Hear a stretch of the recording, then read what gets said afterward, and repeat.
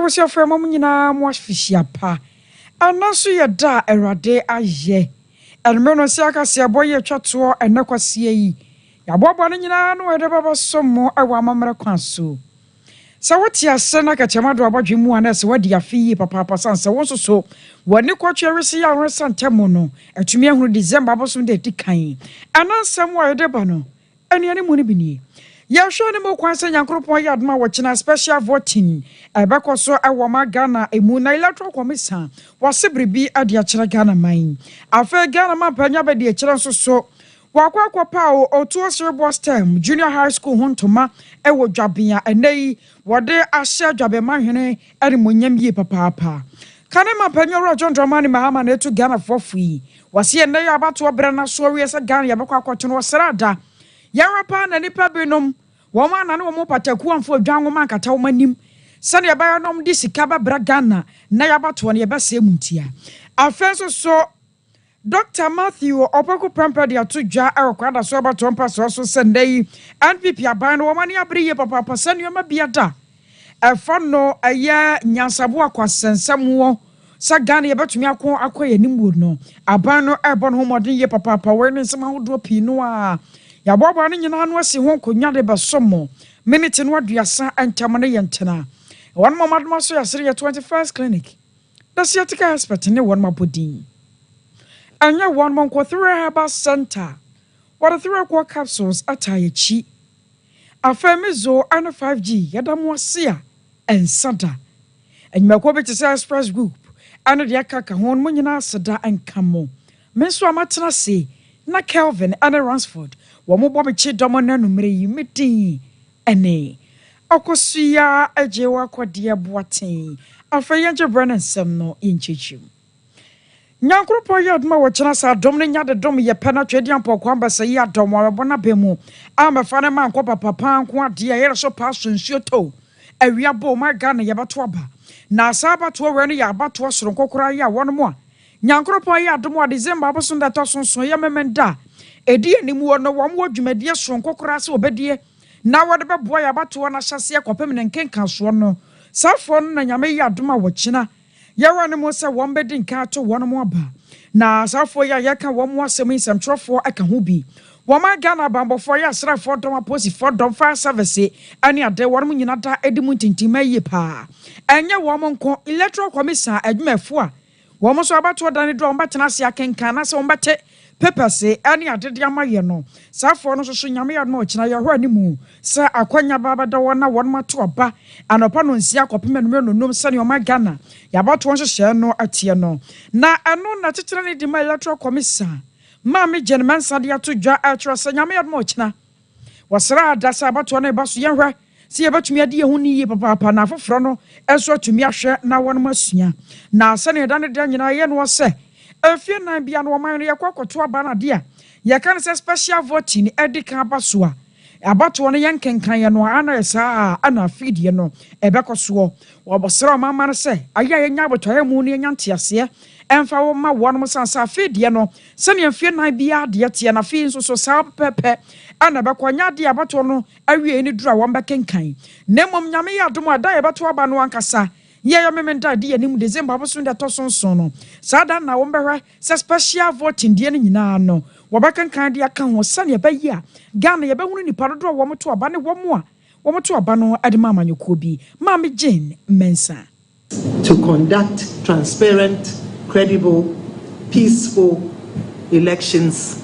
This starts with our special voting which takes place on Monday the 2nd of December 2024. And it will commence at 7 a.m. prompt to 5 p.m.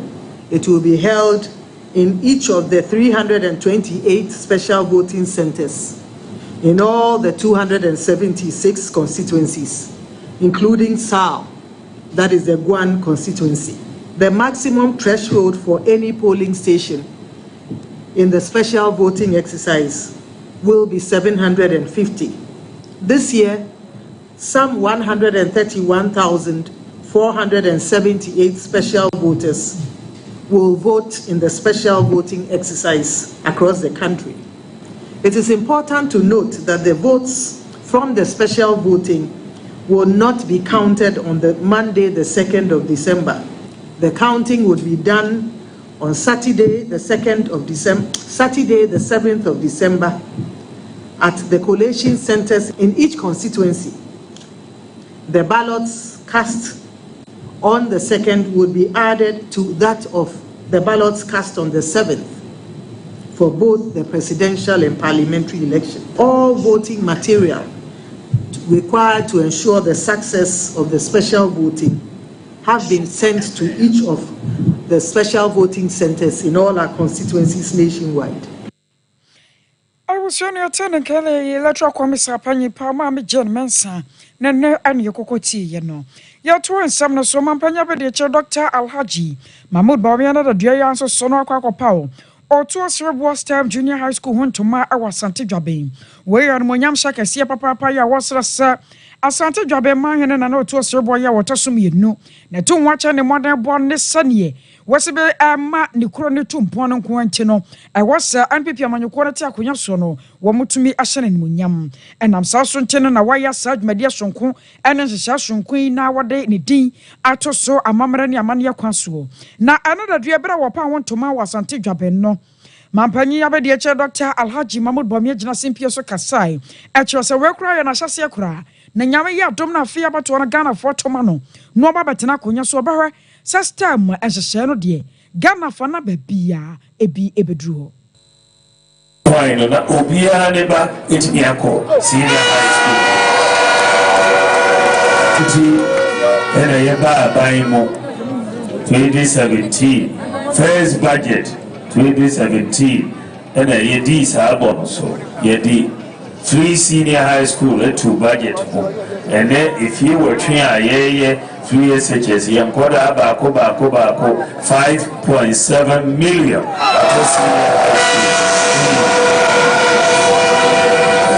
Niji pano se usha and then first no aye buy no na member no do so same man was senior high school. Now for every 100 boys here was 68 girls.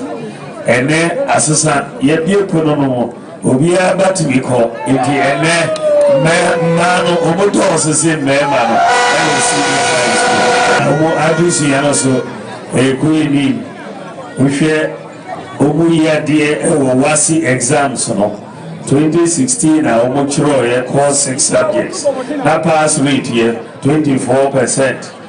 Last year omu chiro ye pass rate apeja to 64%, the highest in the history of the West. Ushesua ye pese ye peja enimse in Humasuano a computer, that is, we are digital. It is a boa teacher for any students. Nina, Enti Yadi Shishebi Ebaye, Yeka say one teacher, one laptop. Enti Adia boa teacher for from kindergarten teacher. You could see senior high school teacher. You have 2 laptops. Aba Ubia. 1 teacher, 1 laptop. I was your Ghana man penya be de choni ya ten and kana no chi no. Na na oto se boy ya oto sum ye no dwabe ma hene nso so de na se ama man penya be de chi ye papa power no nyam sha wa hye no. High conference hall. Sana maybe of her. BVIP reception. Okay, Kasia.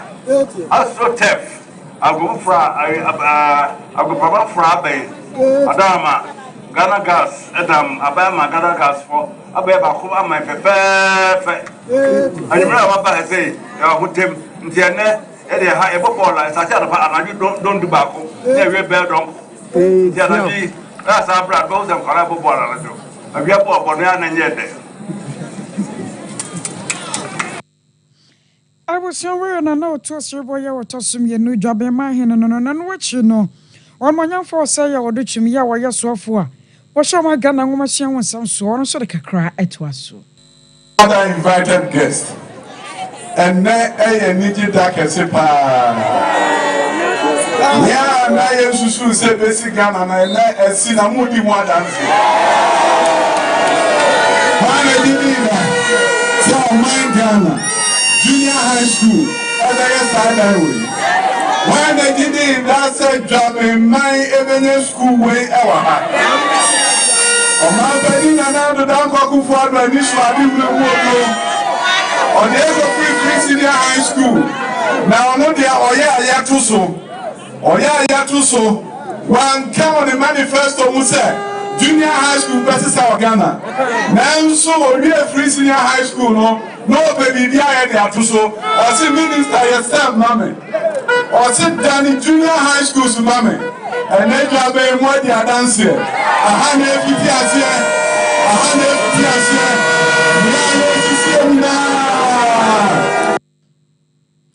Abusia doctor was say your do chum no way software. Washo my Ghana ngomasia ho ansam so. Na kane mampanyo John Dramani Mahama so na pro bono enemu a mampon ana wone ande sia chitafo kokohia ye na wode afutu sem ema wonom. Yenyina nim se bosomi ayadrum ye yabato afe eye bosome papa pachichiro ni nyame yadum amemenda edi anim ne dachina.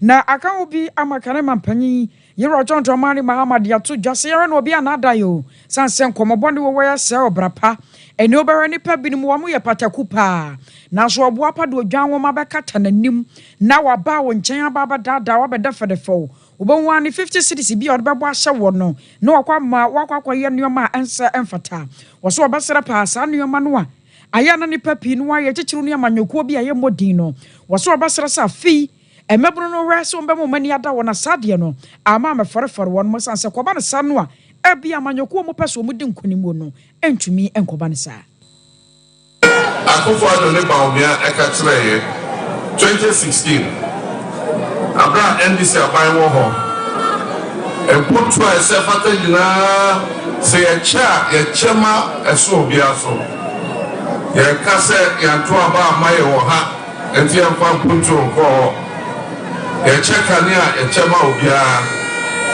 ye chensua ye chema obia e kai se abra mene Professor Mills by ai chire me be ye mampini na ensio asem ye dempa e wo mampokro dem eso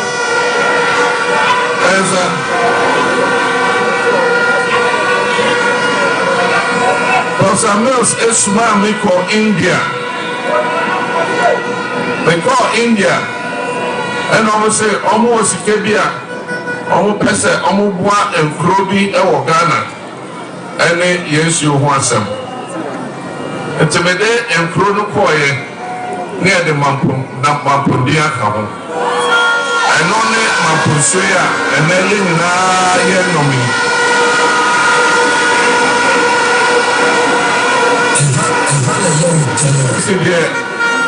It's now money penny na Yemfamu say what to about my want to about my the Chibia and not Obiania Napa. Na Neon say 2016 now NDC Aban and a Teso. Make us say Nagana Aye and I say Nagana adani sora himemu maybe na oha kete wo ho enso kakra ne ekoyenim anso kakra ne ekoyenim we yakane mampanyi ro John Dramani Mahama ane ekokotie ne no na Dr. Matthew Opoko Prempenso so na kwara so abato empeso so ana anai tivate ehwo hyehye ya papa de akoto dwa atwese aban no eguso da ebo no mode ye papa na frinya me yadomu a afoforo ye besim kwase kobare se MPP amanyoko no enate akonya so obeye do obetumi bia se ne ebeye na ye nuanom a wo mo wo agricultural college si ahodo mu no aban ba soso won masene na TVT atumi ayede wo se ne sa no nyuma de wonya na abusua wo de aye adwuma o na so nti obi cha sa no nyuma no wache wade pa enokra na aka wo bia ma na aban na ni abede na opese Ghana ni mapa bia no wotumi de won wura sa no nyuma na afekua yon so asan so beka ya brabo ho wo sanse we nyina atudwa ewo kwada so eya agri college ebra na wonom campaign wokwa wonom se wokọ cancer mpa de akere wonom se ne be na de hye ne bagina so na fi wato oba ede ama wo mu But I want to assure you that 7th December Sompa is a very important day in this country. Because 7th December is about the future of the country. For those standing here talking to you, certainly you are not part of the future of this country.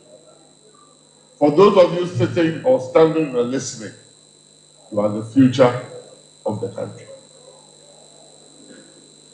All that I came to ask of you is to think about the future you want to be part of. As regards the main political parties contesting, we have the New Patriotic Party I belong to. We have the National Democratic Congress. We have Movement for Something, Something, Something. And we have another one, I don't even know the name. What's the name? The New. Interestingly, people of your age, the largest demographic group that is giving air to new, is that what is it called? New force is yourselves. For me, it means only one thing, that you haven't sat to think about the future you want to be.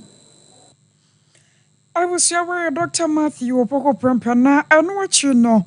Marshall John or General Madisha Wakwada Soba Trumpers or so Professor Kinsley Nyako, one sort of cacratuaso. Sompa akọ n'anim na ọsẹ yɛde asida kɛseɛ ɛma Dr. Matthew Opoku Prempeh ɛsɛ na ɔyɛ Minister for Education na me Executive Secretary of National Accreditation Board na bɛyɛ assessment wɔ ha principal na wɔ hɔ na school no ɛkɔ form na accreditation po na expire na ye dwe ho say school we ani kwa say ye ma no ye den e ma no konani and me say me consistency kwada so consistency anya dia besi nti ye nua pani Dr. Matthew Prempeh and o make sure say ye moa na school we anya den entu pon so boy I was sure where your Marshall Johnny or General Madisha Wakwada Soba Trumpers or so Professor Kinsley Nyako. Your tour and some so. Na Catholic Bishop Conference President Yawatano, Most Reverend Matthew Akwasi Jamfi na idea futuo asanso to prejabania manam rasoja fona fei one more mopema panyina konya tena so afi waso basera pa mo bia nkonkwa yodium bia ni aso wotechira so wontekire bewi eche na so anu takra wo jam wonu akwa tena se asensa asomdua pamode na so akwasha demu asani osibe kasa ereche na chitafo no eno so enko wose yan rapa ni amasa de no anidi adwenu anidi atirim sanse yenyina ya Ghana baako yɛwɛne yɛnkonkom nipa afa anye tumi sane enei emfia bi adidi de ne manase atwam kro no sane yoma no bi esisi ye no nam so nti obasra papa se won mo a wo nam kuntu na se eka nsambone de kire won mo chitafo sadan du so mo se balo boso wo mo mabasabasa yensi ane ade no adawroma yanka se de nsa ahyasomdua pamase Biena Ghana for ye nyina ye pero se Ghana ni bia ye saade no sa asumdie no ho adwuma ebi o ha ora ba atra na akofa adaka ko fa se nti so ye sa onye mampanyini no ana de ye to aba ma no ne ase ya asumdie ko ye wo nti asumdie na ye se ni nyina ye constituencies ye nkura agogo ya ye wo ho ne ye se ya asumdie no anya mampanyini nya mahama na onye bawumia na onye bia oye ya ni ya de sa kono ntokwa no ode ba kan kan kyerehye nkoda mse be de be pa asumdie e me kan Ghana bishop for afra be ya ni ba hia bishop asumdie ni nyina ye pe no ra hwante former president Mahama so kan se opa asumdie hwante Dr. Baumia, Vice President, or should have passed me. I didn't tell you I can. Maybe a year to if a sort to be, if a sort to me, I didn't teach. Not all the about if a sort to be. Abusiana no achi no mrashe jani ogina ode ma de hye wo wanchi abato mpa so won monya for Alhaji Saidu Haruna wono soso asra Ghana fo nyina so obesra afia abato no enya dwobro ahu asundwie ewose ye faso e wa abatwe mu ni se nyina ye pa enye ye nyina ya sede se betimi ama asundwie nyame e na osi hine mbre bia ya ka se nyame na osi hine dia ma obi onkofa tuo ma obi onkofa we se obi obepem so akoye bibibia bisansa wona ne ba wan obi sana ne ba ma papa wo ba wan fa na osi me ko yese ya ya sure se ye politicians ya adwembe de ebesesa ye nyina ye wa ho de kama en se bibisi wa ha America ye nyina betu ha nya America kitwa ole se bia ya she long rope no wa hwe ya America na ntimi nkosa de oma mo she traders na ebesre se ni musade a ye hwe se ye wa nkurankura wa ha bibi ba mo ntimi entu sa America no bi ye wa yarfo de mpam a mo ntimi ye wa pemfo ho mo ntimi nti ye hwe se nkrakrai ene apemfo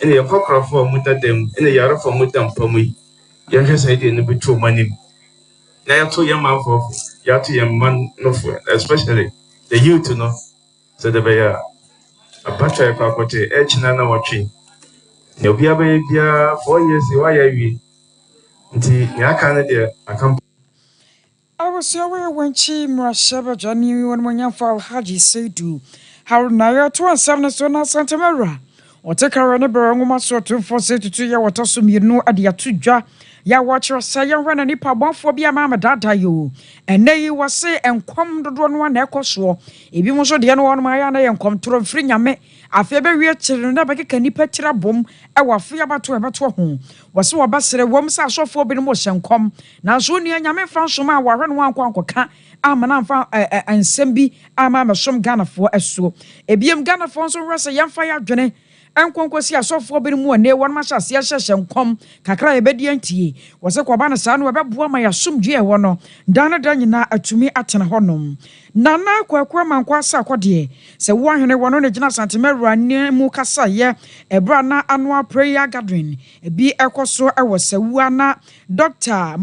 Alhaji Mahmoud Bawumia mampanya be diechire wokopie mu e wase no gina so bompae ma no eno nana kwaku amankwa sa kwode se wo ahene gina santemawura na mu a wode afutu atise yie e ma membru sese enche biara na Ghana-fo yekokoto aba Yebrasimo nkanchire mu enkonhwefo atrofo abagana ha false prophet wose we benya ese ni pakura nya wose ne ewiem de beleba ene yekokoko yentie because wakase we benya no wanya no na de be akofa so ba ene yentie ene yisi we wiem ade kofa ntokoba no na ke nyina de abotre ene odoni mpaibo etai abato yechi tedende can we focus here in a year near Bompaye, a passenger, a magana, a babatue, a ye, my passport, a BNC, and Kabede, Kagana Bay, come on.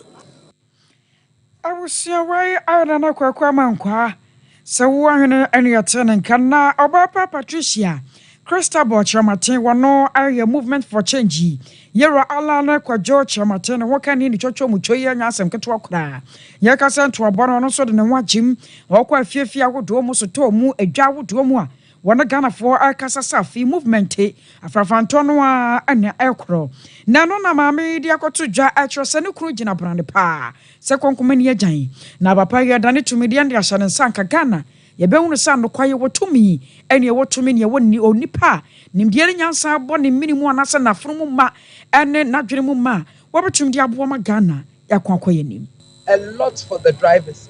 In the first place, what do we see? Anytime you go to the pump, there's an increase in fuel prices. We are not even told, and it just comes as a surprise. What Alan will do when he comes into power, when he's voted as president, is that he will put measures in place to keep the fuel price stable. This is our problem. to keep the fuel price stable. If we have stable fuel prices, we have we also will have our spare parts having stable prices, and then the passengers will also have a stable rate to. I was on your tenant carry Mama Patricia Christabel Chamate. You are Alan Quadro Chamate Movement for Change, Kofabai. The Chocho Muchona Okasaya Yajna and some na a senior source was da. Aquadia Macosia Soma one a walk reaching some no. My and some for Panora Santiago Benedict one also say moo a demaye. Kelvin and a Ransford, one batina feeding a chichin chimna kama a demame. Means one batina sia. But can kind of come, Minitin what you are santam meeting any. Akosia a jewakwa dear boating, and now December bossumi. Needed the cabronya one yashas no. As I about to obosumi. Or the foy, I yasha who see now one massem, a dum dumiana, whichina, ever says ya. Sa wodi bedi dwumadi e bia number wodi sika ne beto so 05